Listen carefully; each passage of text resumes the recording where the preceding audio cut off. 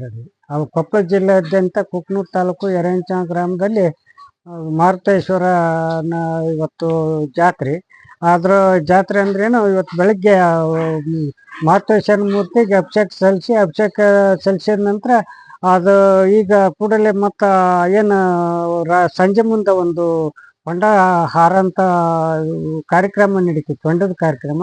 ಇವತ್ತು ಅಭಿಷೇಕ ಆದ ನಂತರ ಇವತ್ತು 5 ಮಂದಿ ಏನು ಪೂಜಾರಿಗಳು ಇರ್ತಾರೆ, ಪೂಜಾರಿಗಳು ಅವ್ರು ತಮ್ಮ ಮನೆಯಿಂದ ಸ್ನಾನ ಮಾಡ್ಕೊಂಬಂದು ಇವ ಮಾರುತೇಶ್ವರ ದೇವಸ್ಥಾನಕ್ಕೆ ಬಂದು ದೇವಸ್ಥಾನದಿಂದ ಎಲ್ಲ ಭಕ್ತರ ಮನೆಗೆ ಗೋಪಾಳ ದಾಸಂಗ ತುಂಬಿಸೋ ಅಂತ ವ್ಯವಸ್ಥೆನ ಹಿಂದೆ ಸಂಪ್ರದಾಯದ ಪ್ರಕಾರ ಈಗನೂ ಅದೇ ರೀತಿನ ಮುಂದುವರಿತು. ಎಲ್ಲ ಕಡೆ ಪೂಜೆ ಸಲ್ಲಿಸಿ ಅದನ್ನೊಂದು ವಿಜೃಂಭಣೆಯಿಂದ ಗೋಪಾಳ ತುಂಬಿಸಿದ್ರು.